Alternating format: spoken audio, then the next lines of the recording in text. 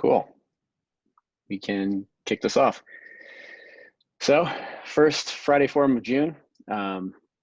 Always exciting to have a new month, and we're making some great progress this past week.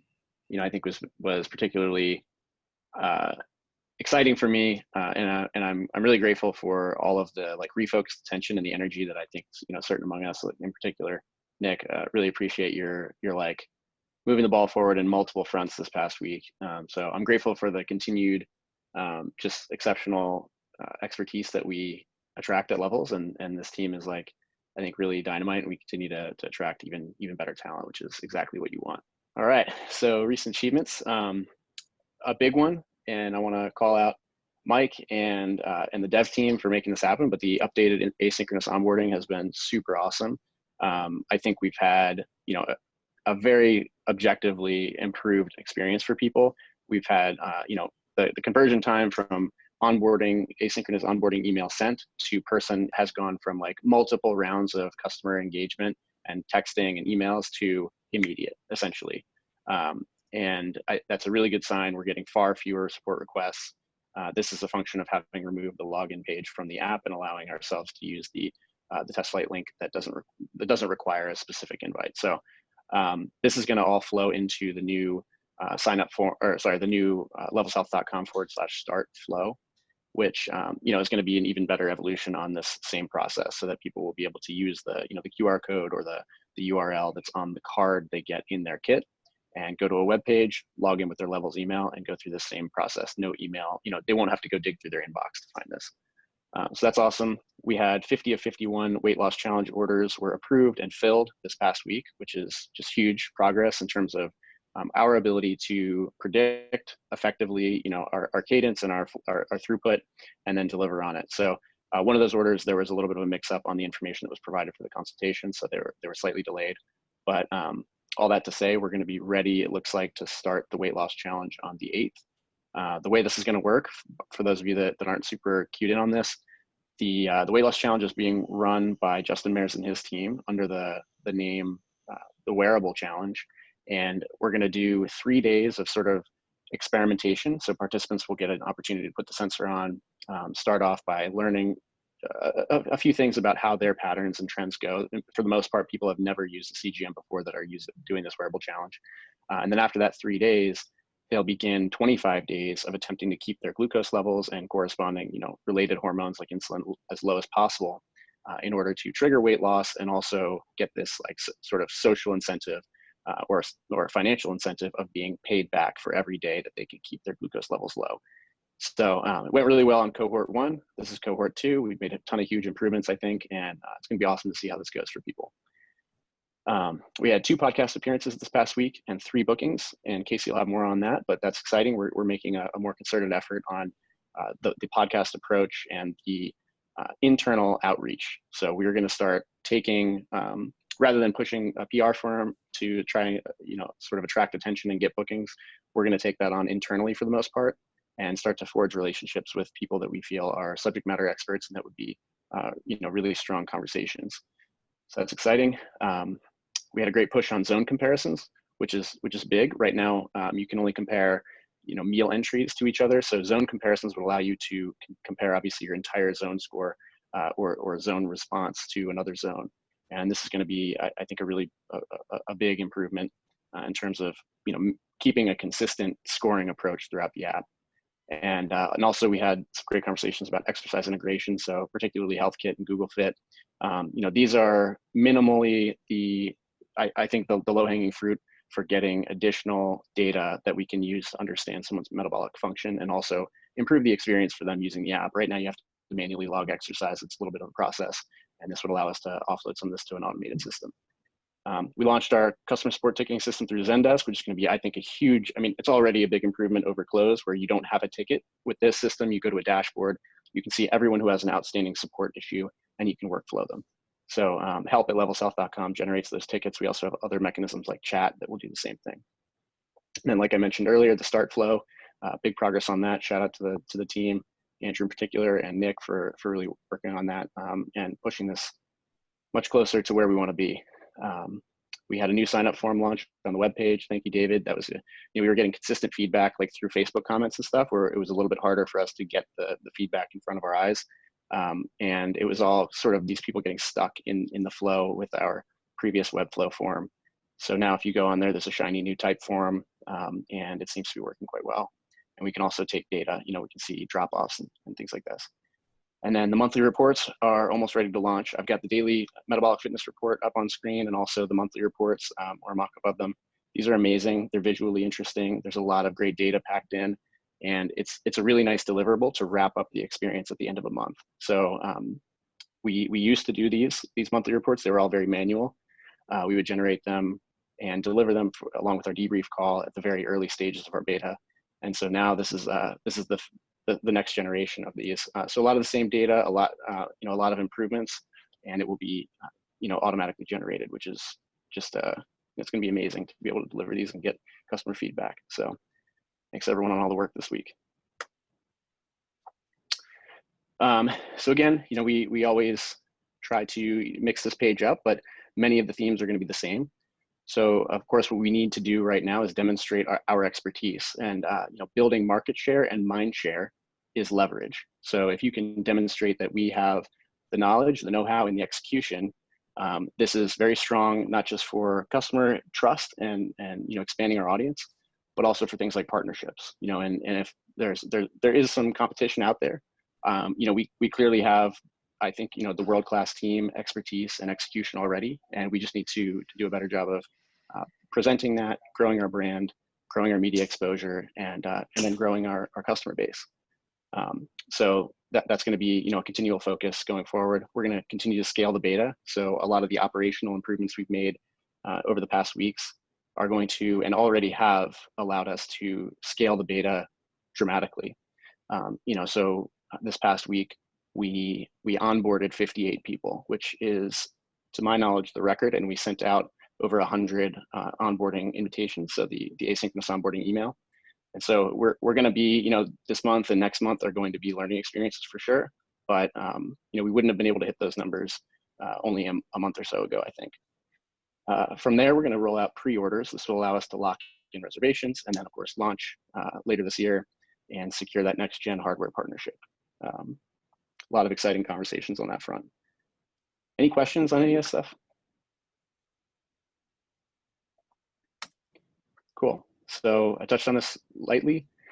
The weekly beta trends. So we had 27 signups, 18 consult approvals, and 106 async invites. So last week we had a huge sort of wave of delayed orders. So we had almost a pre-order mechanism in place. So people ordered in May, and we held them until June. So this is what we're calling the June cohort. So that's why you see such a big disparity between approvals and asynchronous invites this week and last week. Of those asynchronous invitations, so the emails go out, and then people, when they get their kit, will go ahead and follow the process to actually onboard. And so we had 58 people that went through that process, and then 10 people finished the program. So these were folks who were at the end of their full month. So you can see, we have this huge wave. June is such a huge increase in volume as compared to last month. So yeah, this is going to be interesting. Everyone should expect to have sort of higher volume of things happening at any one time. And let's keep our eyes open for ways that we can improve and not just get caught up in the flow, but also continually focus on improving the experience for people as they're going through this process. Sam? Yeah, so we're doing well on cash position, continuing to have more conversations with VCs. Similar to last week, it seems like the venture landscape is opening up again, which is positive. We're also going to start running some more experiments with some of our professional channels and affiliates. One of our ambassadors and very eager customers, Alex Cunningham, has been really helpful in offering to think through our affiliate strategy. There's a lot of opportunities there, as I think we've seen. I mean, there was a certain point where we were getting unsolicited inbound from multiple people every day for how we can implement levels with their existing practices. A lot of them are health coaches and personal trainers. So we're going to see what we can do on that front.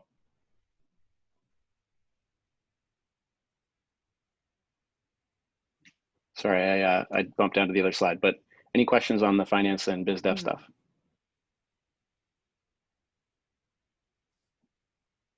Cool. All right, Casey.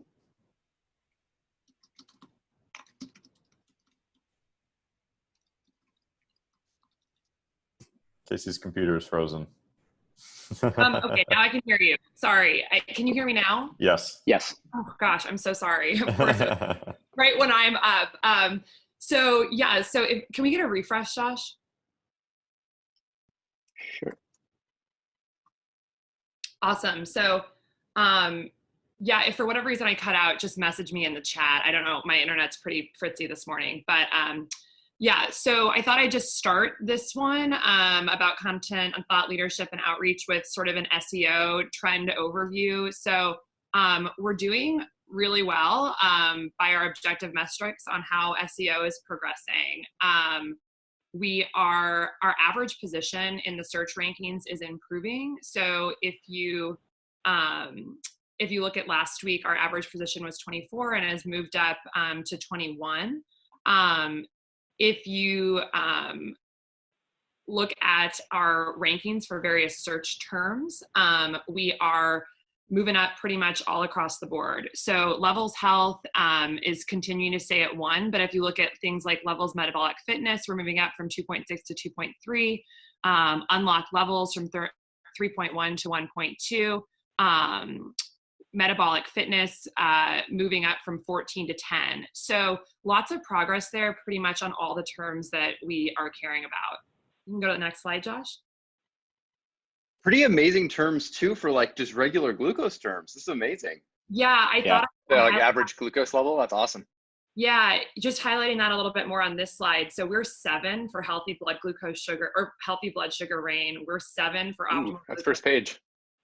Yeah, we're what is normal glucose? We're now 5, which is awesome because that's all comers. You know, what is normal glucose? We're number 1 for glucose benefits for skin and number 6 for weight loss, which is great because that's a term that I think more and more people are searching, you know, with Jason Fund's books and this and that. So yeah, so exciting stuff there. On the top left, if you just look over the past 7 days or so, our average position is even higher than the longer term trends at 21, so we're 19.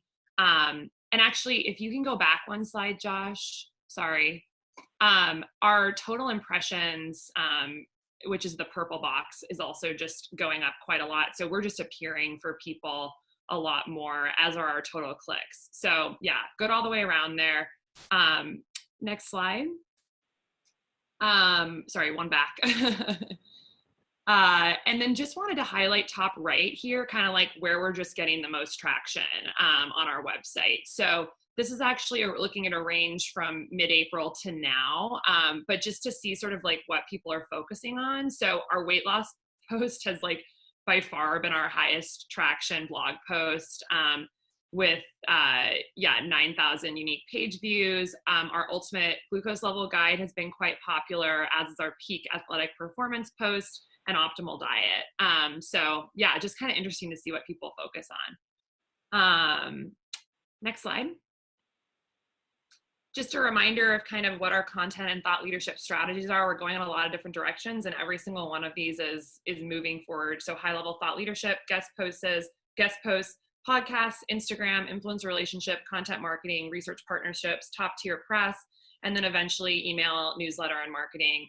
Big thanks to Nick for helping us with that strategy. Has already added a lot of value on strategy there. So thank you. Next slide. Just some things from the past week. So in terms of new press this week, I and Levels was mentioned in a 15 women healthcare leaders you should get to know this year. We've been brought on board as a mentor. I'm going to be mentoring in the Stanford Cardinal Ventures program. It's, I think, a great networking opportunity. There's a lot of really great founders and companies represented in that mentor group. Our Forbes piece from last week got some additional spin-offs, actually a lot in like Latin American press because it was about metabolic health in Mexico, but links to Levels throughout, so that's great. brought on a new influencer who has 75,000 followers across channels, Ali Bonar, founder of Granola Butter, which is a low glycemic food product that's looks really good.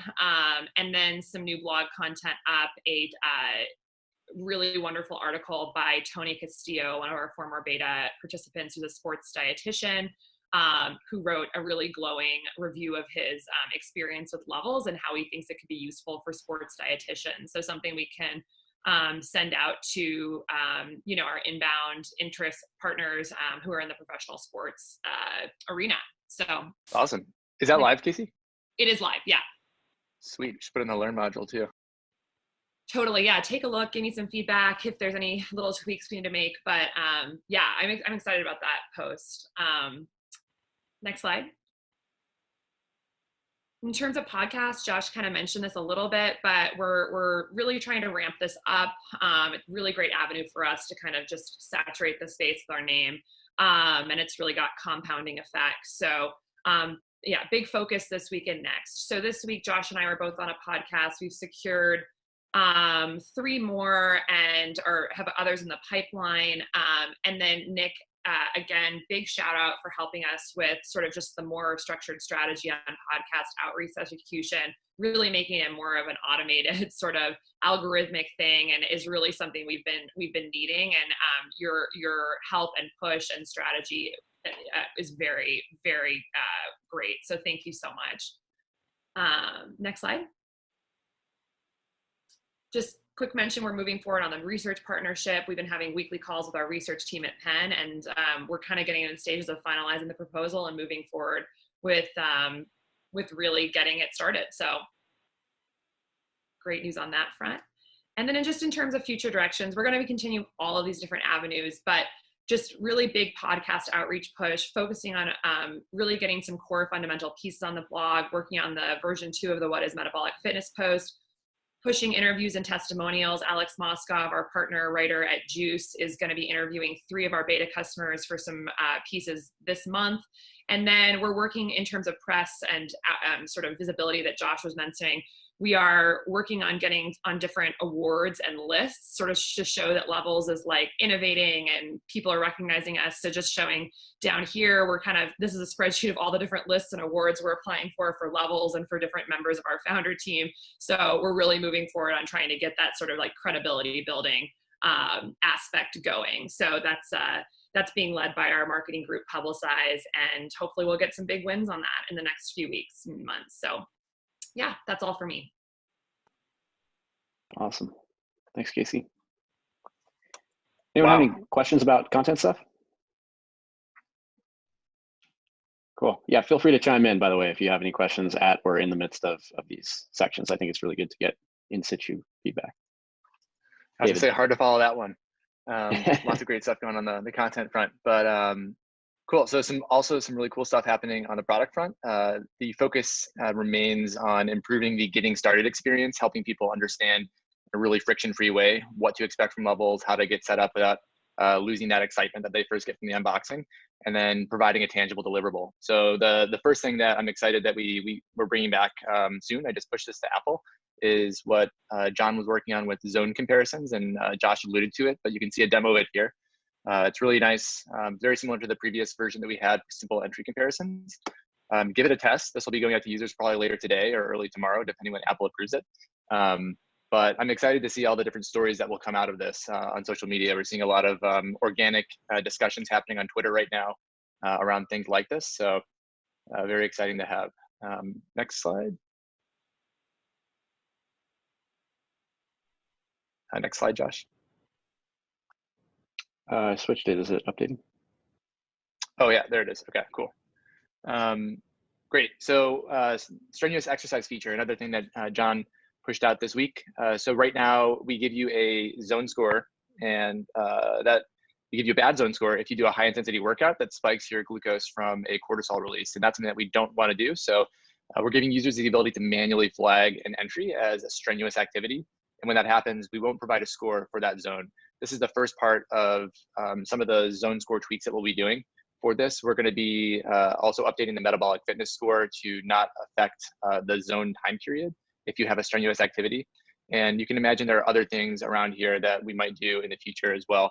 We had a customer request a feature request yesterday where he had a similar kind of sensor error response from a sauna session, and he wanted to flag that as like cancel this out. So there are probably a handful of edge cases where we want to let users flag or automatically detect even better, and let that be taken out. Next slide. Real quick on the sauna stuff, I've seen actually personally a bit of variation, and I'm not entirely sure that the sauna is a phantom effect. So we should even better. So we don't yeah, have to we do should it talk then more for about that. Yeah. Perhaps that's not the So the one other example might be when you're getting consistent 40s, like flatline 40s for like 6 hours. That might just be like an end of sensor kind of thing we want to take out. But as Josh mentioned, the reports are almost ready. I'm really excited about this. Sam did some great development work the last week to get these fully automated. And I believe in the next day or two, we'll be sending it out to our first customer. Mike's working closely with Sam on that. But this is going to be the monthly report. Hopefully will be that bow on top, bringing together your entire levels experience, summarizing what you did, where you're at, and where the room for improvement is. So super excited about that. I don't have a slide for this other topic, but one of in terms of making it a friction-free and delightful getting started period, Josh and Nick, and actually I think a whole bunch of us, maybe even Andrew, we're all working on, and certainly Mike, we're all working on improving the materials that we provide to users at the beginning. So I took a list of common questions that Mike collected for us and recorded a couple of videos, like what is the metabolic score? Should I add logs in the levels app, and what to expect from that? So we'll be taking some video assets and providing those to customers as well. But yeah, I think the near-term product direction, keep focusing on that getting started experience and the tangible deliverables. Any questions? That's so awesome. That report is looking so good. Super exciting. And your videos. Yeah, it's really cool. And yeah. I'm going to be working on a V2 of it, incorporating some of your feedback to kind of the rework. So the key takeaways to the top. I was talking to Sam about that yesterday, in particular on your typical day. But all of these can have even punchier summaries. So what's the state of the walkthrough videos? Because those were looking really good. I should send out to I'll post in Slack all the videos I recorded. I guess the state is I've recorded four videos, basically like how to add your first log and what to expect, which is kind of an overall app exploration. There's a how to set your freestyle target range. What is metabolic fit? What is the metabolic score? Metabolism 101. Where it'd be really helpful to me is if you have a question that you've heard from customers or something that you want a video of, shoot me that and I can record a quick video of it. I don't know exactly what we need. So I think Mike, your advice on that has been super critical so far. If you want anything, I can quickly do a video on it. Yeah, and I think we're also building out the help center, or what we call the levels 101 or whatever we call it. But there'll be a series of pages where we can direct customers and they can get self-help, on these things. So I think the videos are an obvious, great solution to fill in the content there, and we can quickly swap them out to keep them fresh. So yeah, a bunch of different, I think, avenues through which we can get this to the customer. Awesome. Thanks, David. Yeah, so as usual, most of the stuff has been covered. We have zones comparisons live. Evan's continued on complexity analysis. He included a chart here. It's messy. There's interesting things. You can see as people change over time. We're still trying to figure out how we deal with gaps effectively. It works really nicely when there's no gaps. When there's gaps, it can change things a bit, especially if reads are at different intervals. So yeah, part of it's still looking pretty encouraging. Directionally seems relatively right. In addition to that, wearables challenge going out, new getting started pages going out, and EMR is still waiting on TruePill on some stuff, but it'll be the next big thing that we're able to automate and speed up like operational stuff. So thumbs up for everyone. Very cool. I have a quick question. Yeah, we got some high marks on that complexity analysis stuff. It seems like, yeah, a couple of people that saw our forum video from last week were really impressed by this area of focus. I have a question on interpreting this graph. Is a more complex number a lower number? That's what it looks like here. Yep. Okay. It's kind of an intuitive in that usually up is good and down is bad, but in this case, down is good, up is bad. Complexity in the signal is good. It means that your pancreas, you have a little bit of sugar, it's like, bam, here's some insulin for you, as opposed to like a less complex signal where it's like, oh, there's more sugar, and then there's insulin eventually. Interesting. Yeah. This, so it looks like I typically dominate, except Casey cut off, and now I've got some catching up to do. I was really surprised. I don't know if it's actually, David, unfortunately, if you're metabolically more healthy or if you just scan more regularly. Like, jury's still out, still trying to figure that one out. Yeah, so it's a bit messy with the data. And obviously, like, this kind of metric would not go straight to customers. This will become part of like a package to help score people. And so, this is kind of the beginning of what we can do, overall, kind of like a hemoglobin A1C kind of replacement, where we're able to, build metrics that help point people, kind of long-term, what is their metabolic health, and let them like check in maybe every 6 months, every year, to kind of see like over time, how are they improving things. So it's super exciting. Yeah, Evan, what are the key factors here? Like you touched on maybe scanning more. Is that something that, is it the data richness, like the number of data points, that improves the quality of what you're showing here, or like? Yeah, so basically it looks at how complex, like how fuzzy, if you will, is the signal. And when you don't scan, that means that missing period, be it, a little bit in the afternoon or 4 hours overnight, gets replaced with a flat line, which looks like your pancreas is dead. Just being, I don't know, if your pancreas isn't dead, you just didn't scan. So having, like, scanning frequently will give you a more complex signal. Being healthier will give you a more complex signal. What I need to try to figure out is teasing out the scanning amount with the actual like underlying health of your pancreas. So there's a couple different ways to do that. And next week I'm going to try out a bunch. Awesome. But you can see in this graph that directionally, like Richie here at the top, he is borderline type 2 diabetic. He has a lot of control. You can see that as he goes through levels, he actually improves. Seal, the yellow line, is a type 1 diabetic. He does everything on manual, and he's pretty flat. He's got good control over the last year. Cool. Thanks, guys. All right, we're on to the individual contributions. Evan, you can just flow right in. I did another randomization of this list, so we're changing up the order here. So Evan, kick us off. Yeah, I'm really excited to hear about how well the studies with the 3 doctors from the major universities are going to go. Like, I wanted to ask about that, actually. What are they going to be looking at? Because I think that's just really cool. We have a very interesting data set. Are you asking about the Penn research study? Yeah. Yeah, I can give a brief overview. We're kind of working on like what's going to be most feasible in the short term. So this is going to be mostly an observational study of general surgery residents at UPenn. Just in terms of feasibility and cost, we're going to be looking at most likely around 25 general surgery residents who are going to be wearing a continuous glucose monitor and using the Level software for a month. These are going to be like free living, eating ad lib, no interventional component to it. It's going to be a qualitative and quantitative metrics pre and post, and the qualitative is going to be mostly focused on perception of use and adoption of the product and perception of metabolic health before and after. So kind of how they feel about CGM, whether they think it's valuable, what they think about their own dietary habits and metabolic health before and after, to see if there's any trends in sort of perception and that qualitative aspect of it after a month of use. And then checking some sort of basic quantitative biomarkers like waist-hip ratio, BMI, and likely fasting insulin, fasting glucose, and see if we can kind of see any correlations between who likes the product, who gets benefit out of the product, and what their baseline metabolic health is.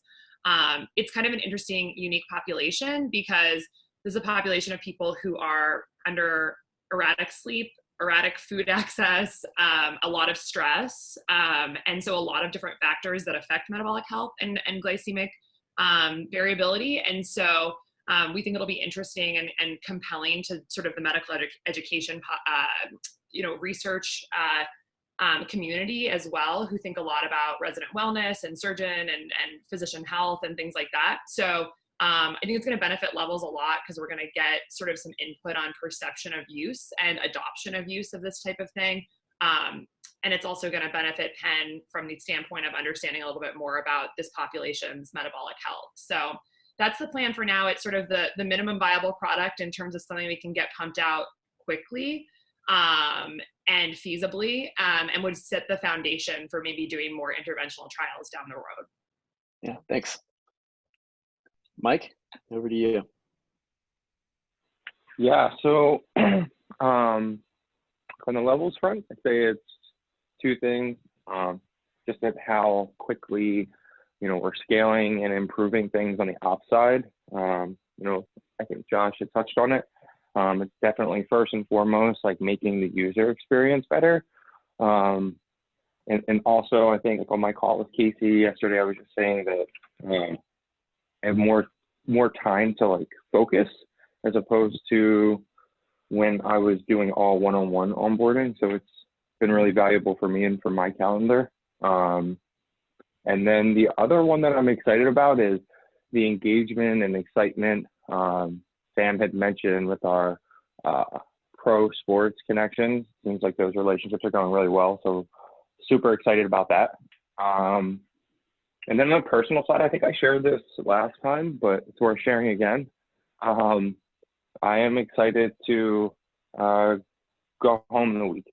It's been a while. It's been a little bit of unrest, as I'm sure everyone's aware, in Philadelphia. So a little bit nervous, but still excited to get home. Nice. Yeah. Yeah, I'm excited to have Mike back in Philly. It'll be good to have, a friend and colleague back here. Yeah, I'm personally excited about the. Well, firstly, I'm a new uncle, which has been awesome. I've gotten to see my niece twice in the past 2 weeks, which has been awesome, and so that's just a really cool. I don't know, it's a really cool phase change for life. And I have a nephew on the way now. I just found out, so. Always excited about these things, and I've had some really nice opportunities. With everything that's going on in the world, it's just nice to be able to spend some time with family. People have more time these days than they previously did, so that's been awesome. And then with level stuff, it's been so invigorating the past week, 2 weeks, to like there was kind of this stagnation feeling I felt on like trying to push things forward that maybe we had a lot of balls in the air and trying to push things forward that like ended up just not being prioritized because we were focused on actually just keeping the flow of customers going through the beta. And so we've had reinforcements come in, and I feel personally like we've made some big leaps in the right direction with reports and onboarding and additional focus on the appropriate ops processes. The app has been resonating with people on Twitter and social, and we're seeing like these amazing organic conversations happening. And so I just feel like, the past 2 weeks have been really exciting to see this moving. So, that's kind of general, but that's how I feel. Sam? Yeah, it's similar for me. It's the just seeing how much more progress we've made in on the operation side just in the last week or two has been really exciting. We went from being very cautious about adding new people to feeling increasingly confident that we can scale up and handle a lot more people. So I'm just really excited to see that, how we continue to increase the customer throughput. Absolutely. John? Yeah. Today I'm feeling grateful. With all the consequences of the pandemic, I have seen some of my relatives, friends, and acquaintances losing their jobs, closing their businesses, or even losing their homes. I know this is happening everywhere, but in countries like this, getting back from it could be a bit harder. So I feel grateful for having a great job, for being able to work with a great team, for being able to learn stuff every day. and for having my family healthy. We're grateful to have you, John. Nick. It's hard to follow that because it's certainly true. But I've been excited to see things moving forward on so many fronts. On ops, obviously, I think the copywriting, I've been spending time really making sure that our marketing language is kind of very clear and accessible to kind of more people without, being alienating to people looking for that more technical voice. But I think the thing that excited me the most on the levels front was a conversation I had with Josh and Casey yesterday about essentially how we can start prospecting for podcasts at scale.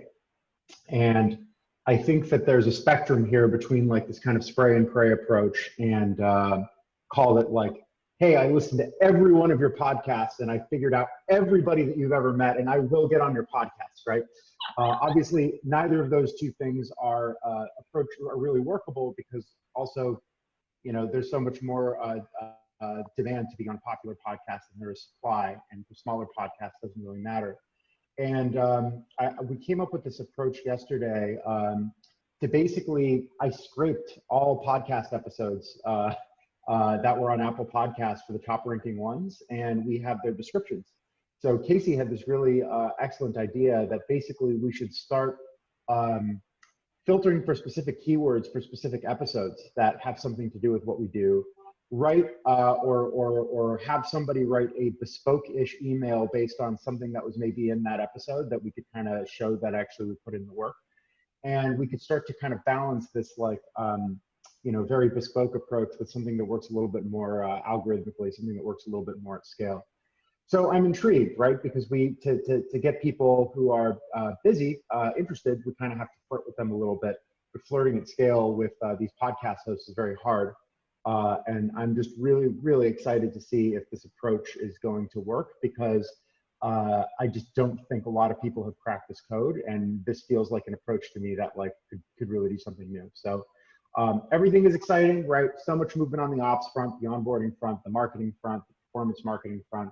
But I think of all the things, like this is the thing that I'm kind of most eager to kind of put into action just out of raw kind of personal like curiosity and interest. And I think it's gonna be a lot of fun. On the personal front, I keep calling this bicycle store to see if a bicycle is in stock. Unfortunately, mine was stolen. But by having the point of view that one day my bicycle will be stolen, I was frustrated for not a lot of time, and it's been replaced with the joy and excitement of like getting the bicycle. But in COVID times and everything, they're all sold out. So I keep calling every day at 11 a.m. to see if the one I want's in stock yet. So hopefully today will be the day, but we'll see. That is my update. Sounds like you put some thought into this. What type of bike are you getting?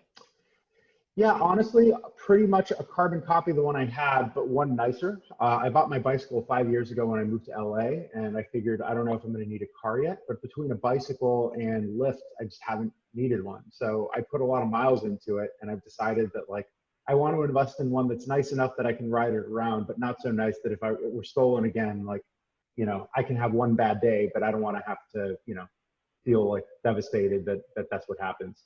Yeah. So it's a Trek FX3 is the one I think I'm going to go for. Okay, nice. Yeah. All right, Casey, wrap us up. Let's see. So for me, things that are exciting this week, one, like I love seeing those SEO numbers go up. I'm starting to feel now that David was like kind enough to give me such a thorough tutorial through Search Console and Google Analytics. I feel now like obsessed with those and I check them like every day. And I feel like it's a new fun motivator of like how to strategize and try and get those numbers up. And certainly my goal is to have us go from 19 on our average rank to be, top 5. So so it's fun to see that progress. And then I thought I would just also share, I'm going to put it in the chat, but I got this awesome email from a cancer doctor. He's actually the chief of oncology at a hospital system in Nevada. And he reached out to us and I'm doing a lead call with him on Monday, but I love what he said. I'm just going to read it because I think it helps just like remind us of like the bigger picture of what we're doing and really just really warmed my heart. So he said, I love to see companies bringing new ways to tangibly empower individuals to better understand wellness, health, and personal choices. That certainly brings up the first intersection of this endeavor with cancer. Almost every patient I see is eager to affect change, and the data suggests this population has some of the highest adoption rates for change. It is also the primary job of any oncologist to try to prevent our communities from ever needing our services. We know the greatest risk facing our population for malignancy is metabolic syndrome. So the need for metabolic intelligence at an individual level has never been greater. He went on to say, finally, as we transition to personalized medicine, the ability of cancer patients or those at risk to monitor glucose and insulin pathways is paramount. Evidenced by Nobel and Horowitz prizes awarded to pathways like PIK3C and cancer, which is a metabolic pathway. So that's just like, it was just like such a, first of all, I'm going to try and see if he'll write an article for us. But I think it's just like, wow, like this is a guy who's not talking about people necessarily with like diagnosed diabetes. He's just talking about metabolic intelligence in the average person who has cancer or who's trying to prevent cancer and how important this is. And he thinks it's the number one thing we should be focusing on. I'm just like, that is awesome. We're building tools that could help these populations who most need it. So exciting. Yeah, from a personal level, I'm also gonna +1 on the bike thing. I've mentioned this like every week, but I'm getting way more into biking over the past month and a half. And I also have a trek bike, and last Saturday I did 80 miles, and that was my longest bike ride, and like 3,800 feet of elevation. And I felt great. It was really fun. And so I'm just like, wow, to keep it going. And yeah, so yeah, thanks for the inspiration. Nice. So yeah. Awesome. Yeah, following up on that real quick on the cancer thing, like there's a good book called Tripping Over the Truth, The Metabolic Theory of Cancer that if anyone wants to read about the links here, they are quite strong and interesting. So